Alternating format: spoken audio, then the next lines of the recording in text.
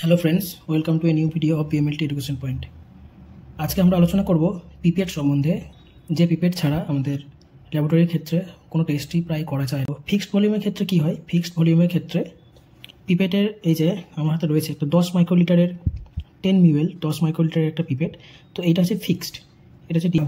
যখন সেটা হচ্ছে বাড়বে এবং যখন আমরা এটাকে সামনের দিকে ঘোরাবো তখন এটা হচ্ছে পরিমাণটা কমবে। যেমন এখানে 4টা নীল কালারের, এটাকে বলা হচ্ছে টিপ ইজেক্টার বাটন।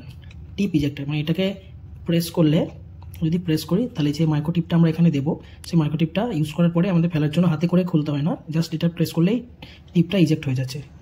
এরপরে হচ্ছে টিপ ইজেক্টার বাটন গেল, এরপর হচ্ছে এই যে পুরো এই অংশটাকে বলছে বডি।